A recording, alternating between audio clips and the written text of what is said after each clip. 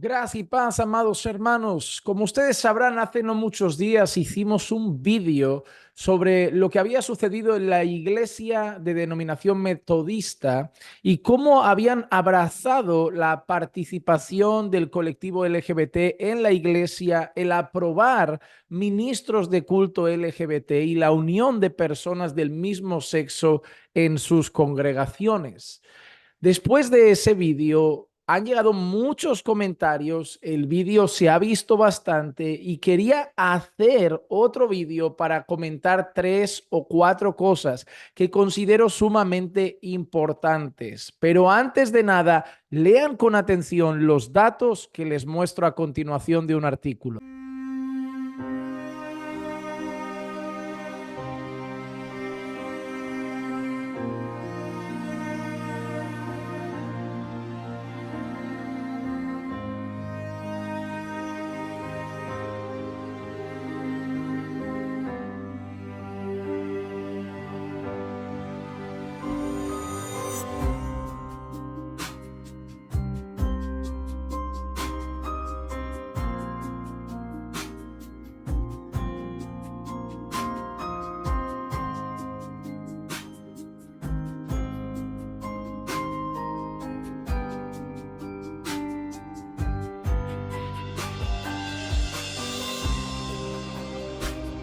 Después de haber visto estos datos, déjenme comentar 3 o 4 cosas que creo que como cristianos en medio de todo este panorama tenemos que tener en cuenta. Número uno, y relacionado con los datos que acaban de ver, vemos en esos datos algunas denominaciones protestantes que a lo largo de los años han ido abrazando el colectivo LGBT, denominaciones que han ido permitiendo la unión de personas del mismo sexo, la participación de líderes religiosos que han sido nombrados siendo personas pues del colectivo LGBT, denominaciones que antiguamente lo llamaban pecado, denominaciones que antiguamente y tradicionalmente sostenían que eso era algo pecaminoso a la luz de la palabra de Dios, empezaron a abrir sus puertas, a rendirse al colectivo LGBT. ¿Y qué empezó a pasar? Cuando se trata de denominaciones clásicas, cuando se trata de iglesias que tienen una tradición, cuando se trata de iglesias que antiguamente estaban sostenidas en unos credos y en unas confesiones tradicionales, empezaron a perder miembros. Muchas personas pensarán, cuando esa iglesia cambie y abra sus puertas al colectivo LGBT se va a llenar, pero no, las estadísticas demostraron como las iglesias más tradicionales, las iglesias que históricamente sostenían un credo y una confesión más tradicional y apegada a la Biblia, esas iglesias empezaron a perder miembros, empezaron a perder congregantes, empezaron a perder congregaciones completas que se empezaron a cerrar porque muchos no aceptaban los cambios que se daban en una denominación. Esto nos lleva a pensar que cuando nosotros somos parte de una denominación, puede ser que pues la cúpula de esa denominación, las grandes esferas de esa denominación abracen ciertas cosas, pero nosotros debemos recordar que nuestro mayor compromiso no es con una denominación, sino con la palabra de Dios y que debemos obedecer a Dios antes que a los hombres. Un ejemplo, imagínense que nuestra iglesia pertenece a la Convención Bautista del Sur de los Estados Unidos y que la Convención Bautista del Sur de los Estados Unidos dice, a partir de hoy, la Convención Bautista del Sur de los Estados Unidos acepta el liderazgo LGBT, la unión de personas LGBT y todo eso. Nosotros no debemos rendir culto a la Convención Bautista del Sur. Nosotros no debemos rendir lealtad a la Convención Bautista del Sur a ciegas. Nosotros debemos simplemente ser fieles a aquello que consideramos que está apegado a la palabra de Dios. Y si no está apegado a la palabra de Dios, con mucha fidelidad hacia Dios, porque no es rebeldía, es fidelidad hacia Dios, abandonaremos esa denominación o abandonaremos ese grupo, esa sociedad a la que pertenezcamos. ¿Por qué? Porque buscamos ser fieles a Dios sobre todas las cosas. Así que lo primero, cuando algunas denominaciones clásicas e históricas abrazan el colectivo LGBT, han perdido miembros. ¿Recuerdan cuando hace no mucho el Papa Francisco, la Iglesia Católica Romana, aprobó el hecho de poder bendecir a personas del mismo sexo? También empezaron a salir noticias dentro del propio catolicismo de personas, altos cargos de otros países, iglesias de otros países, obispos de otros países que empezaban a renegar y presentar cartas como diciendo, nos separamos de esto. Siempre va a pasar. Pero esto me lleva al segundo punto.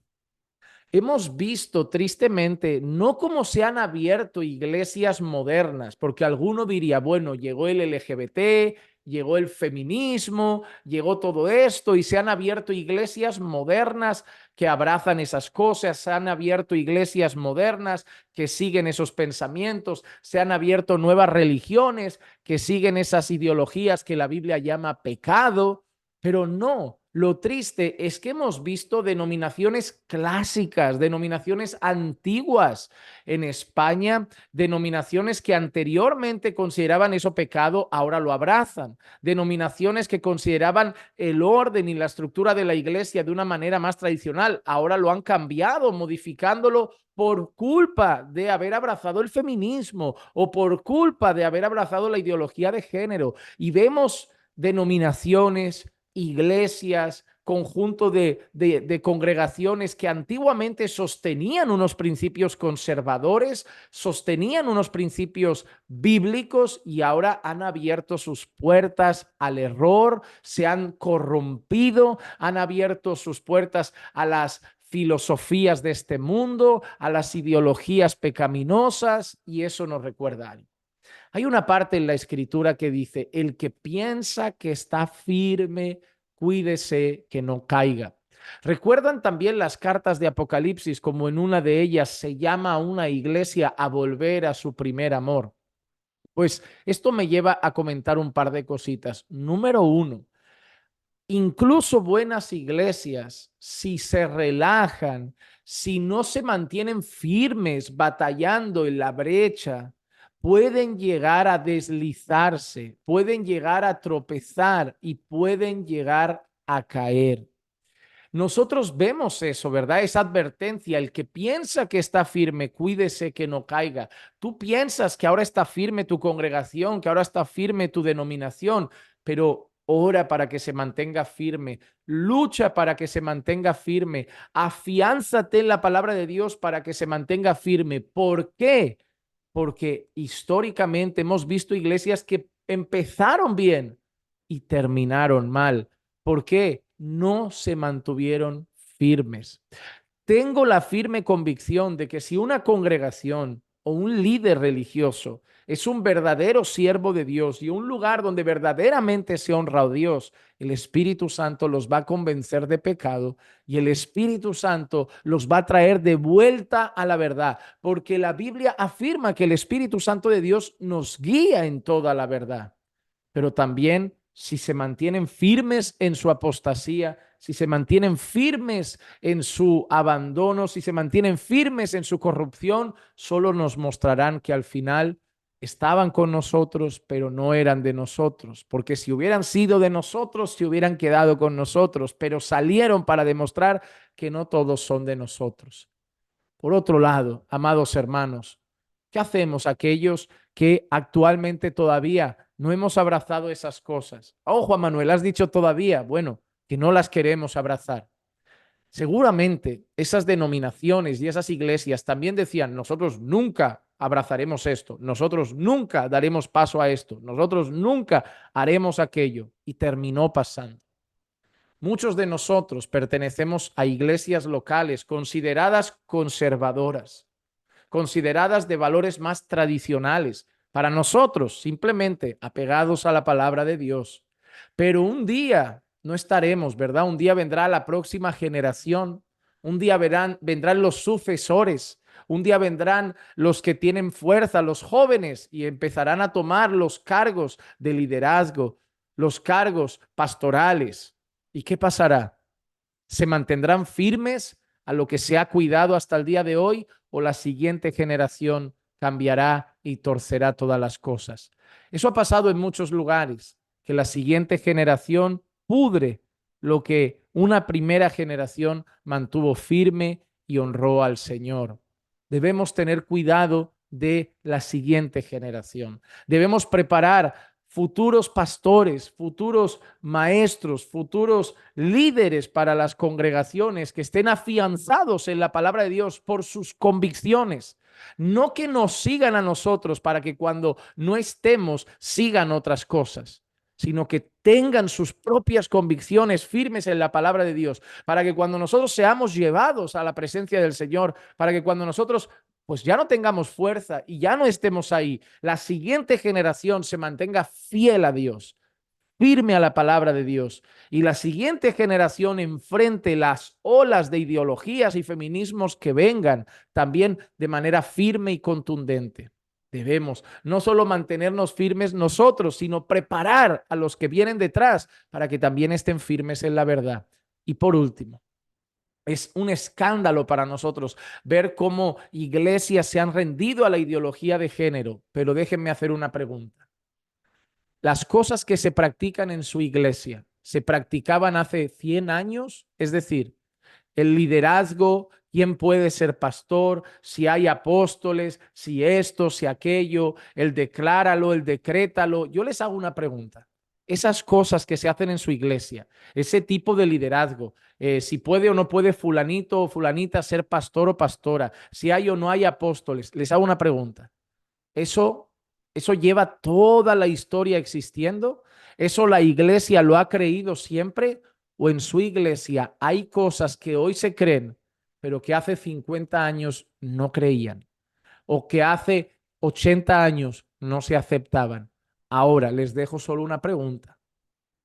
Quizá algunas de esas cosas también son fruto de que su iglesia abrazó la corriente, la filosofía y el pensamiento equivocado del momento. Y tampoco está bien.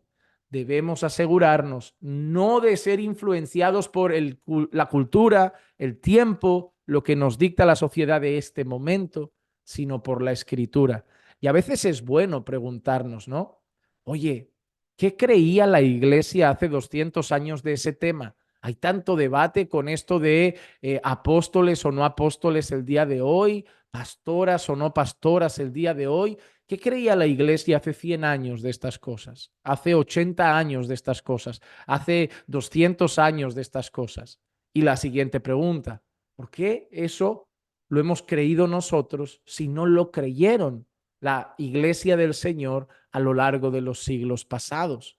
Porque lo mismo que puede pasar con la ideología de género, que tanto nos escandaliza, puede pasar con otras cosas que nos escandalicen un poco menos, pero que sean igualmente erróneas a la luz de la palabra de Dios. Y esto solo lo dejo para una reflexión personal de cada uno de nosotros. Que Dios nos ayude a afianzar nuestra fe en la palabra de Dios. Que Dios nos ayude a luchar por ser iglesias firmes y bíblicas. Y que Dios nos ayude a no ceder ante los avances ideológicos, filosóficos de nuestro tiempo y mantenernos íntegros a la historia, porque al final no pertenecemos a una fe nueva, sino a una fe histórica, que tiene siglos y siglos y siglos y siglos de historia. Y no queremos ser nosotros, ¿verdad?, los que corrompamos esta historia. Que Dios nos ayude porque somos débiles, porque nos puede pasar a cualquiera. Y por eso nosotros debemos animarnos unos a otros, y pretendo hacerlo con este vídeo, a estar firmes en la brecha, a estar firmes en la palabra, a guardarnos de no dar lugar por esas rendijas que podemos dejar a cosas que mañana pueden corromper totalmente la iglesia, y de golpe estar nosotros también congregando en un lugar y mirar y decir, esto no se parece a la iglesia que había hace unos años, a la iglesia del Señor de años atrás. ¿Qué hemos hecho?